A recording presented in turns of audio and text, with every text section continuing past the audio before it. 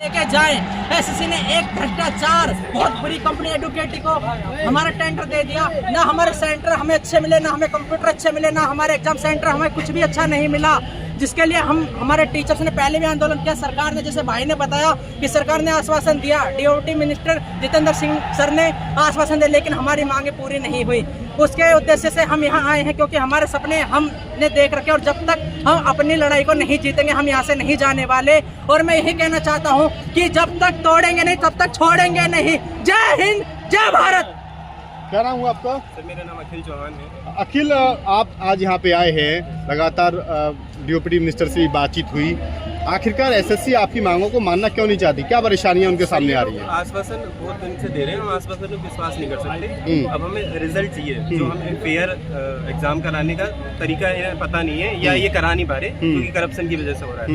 ये एडुकेटी कंपनी है जो कि ब्लैक लिस्टेड है, हाई कोर्ट ने ब्लैक लिस्टेड कर रखी थी, अब उसे टेंडर दे रखा है। टीसीएस टेक्निकल अगर देखा जाए तो अच्छा एग्जाम करा रही थी, लेकिन वो बजट ज़्यादा मांग रही थी। लेकिन अगर हम देखा जाए कि ये पैसे से कंपेयर कर रहे हैं बच्चों को कि बजट जिसका कम होगा उसे कंपनी दे रहे हैं, ये हमारी फीस बढ़ा दें, 100 की जगह 200 ले लें और अच्छी कंपनी को दें टेंडर, जभी तो एग्जाम होगा। हम एग्जाम देने जा रहे हैं और सर्वर बेकार है, माउस बेकार है, बहुत सारी दिक्कतें हैं सर। क्या है सरकार युवाओं की उम्मीदों को पूरा नहीं कर पा रही? सर नहीं कर पा रही है, देखने की तर्ज में तो नहीं कर पा रही है, क्योंकि सर ऐसा है कि आज जो एग्जाम सेंटर जो युवा है, यहाँ पे यूथ खड़ा है, अपनी पढ़ाई को छोड़ के, अपने कीमती टाइम को छोड़ के, पीक टाइम को छोड़ के यहाँ पे आ रहा है और गवर्नमेंट इनकी बिल्कुल भी नहीं सुन पा रही है। और ये एडुकेटी कंपनी है, ये एमपी हाई कोर्ट ने इसे ब्लैक लिस्टेड कर रखा था और इसने जब ये ब्लैक लिस्टेड थी और एसएससी ने एक नोटिफिकेशन में डाला था कि हम जो कंपनी ब्लैक लिस्टेड हैं, जो ऑलरेडी एग्ज़ाम सेंटर्स लीक करे हुए ये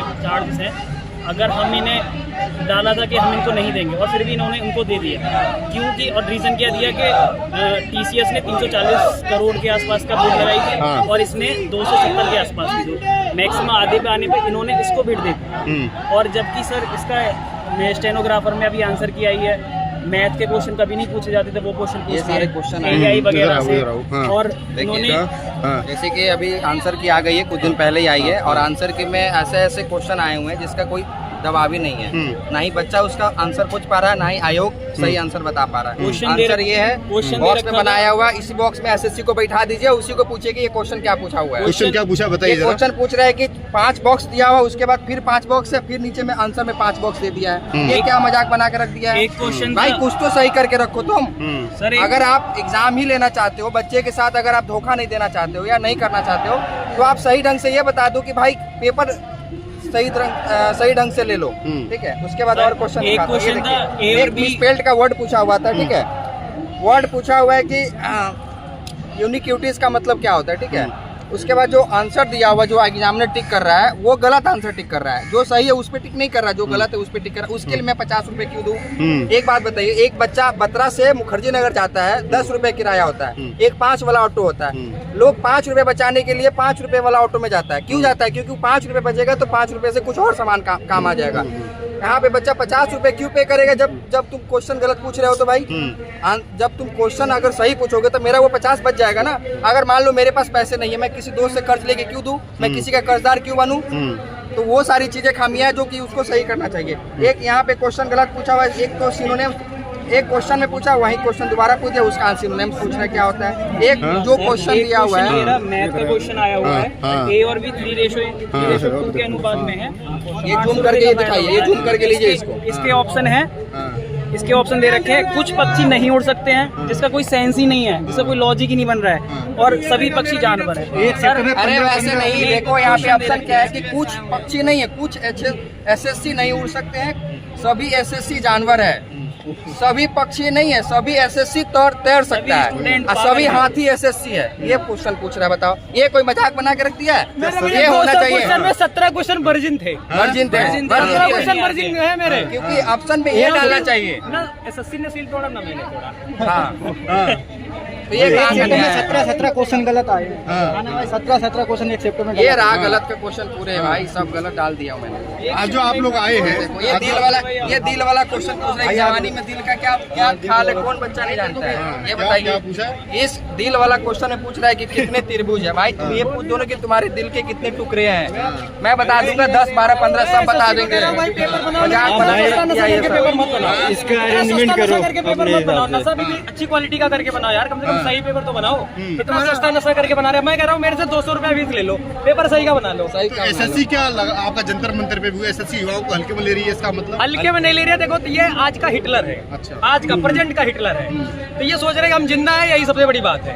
तो बस ये दिक्कत है इनको, लेकिन इनकी औकात दिखा देंगे, इनको इनकी औकात दिखा देंगे। ये सरकार युवाओं की उम्मीदों को पूरा कितना कर पाई? देखो सरकार का भी इतना नहीं है, सरकार के पास पूरी बात जाए जब तो सरकार माने। हाँ। अब एक हमारे जितेंद्र सिंह मंत्री है, उनसे मिलने के लिए कितना वो करना पड़ता है, सबको सुनते हैं हमारी बात, फिर वहाँ तक कितनी जाती है कितनी आती है ये भी नहीं पता।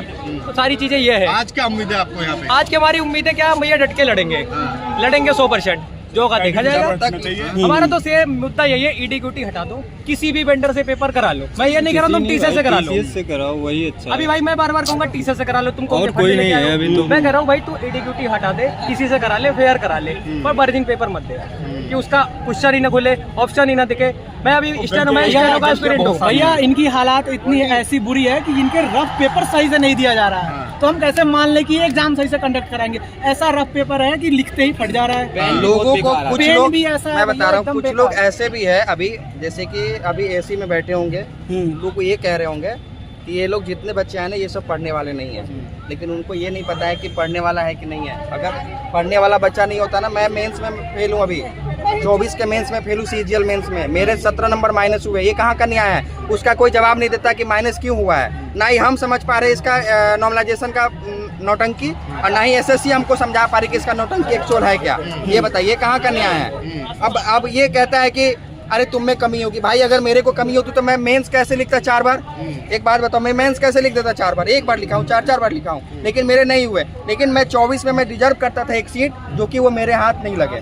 एक बच्चा ऐसा है जो मेरे से कम नंबर थे, उसको रॉ स्कोर, वो 18 तारीख का पेपर था। बस मेरा गलती यही था कि मैंने कभी जीवन में एक गलती किया था कि मेरा जो पेपर था 20 तारीख को दे दिया था, जो कि मेरे कह सकते कि मेरे किस्मत में ही लिखी थी कि नहीं होना है। जिसके किस्मत में 18 तारीख का पेपर लिखा था, वो सबका लगभग बच्चे का 60-70% बच्चों का 18 तारीख वाले का सिलेक्शन है। 24 वाले में, जो कि आज मिनिस्ट्री में जो बैठे हुए हैं, मैं उनको बता देता हूँ, जो भी सारे बच्चे हैं सब लगभग 18 तारीख वाले में, 18 तारीख वाले का जो शिफ्ट हुआ था उसमें लगभग उसमें नॉर्मलाइजेशन में नंबर बढ़े और 20 तारीख वाले में नॉर्मलाइजेशन में नंबर घट गए। तो ये सारी चीजें हैं। ये रियल मुद्दा है। मेरा स्टेनो का आंसर की आया परसों, 15 क्वेश्चन गलत है इंग्लिश में, 15 क्वेश्चन, और रीजनिंग में पैटर्न कोई सेट नहीं हो रहा, कुछ ऐसे क्वेश्चन पूछ रहे हैं। तो युवाओं के भविष्य के साथ जो खिलवाड़ हो रहा है, लगातार ये सरकार तो कहती है कि हम युवाओं के साथ खड़े हैं, कुछ नहीं कर रही है लगातार सरकार। विदेशों में डंका बज रहा है। सरकार के पास आवाज़ जाती है, ऐसा तो है नहीं, इतना प्रोटेस्ट होता है, सारे टीचर डालते हैं, लेकिन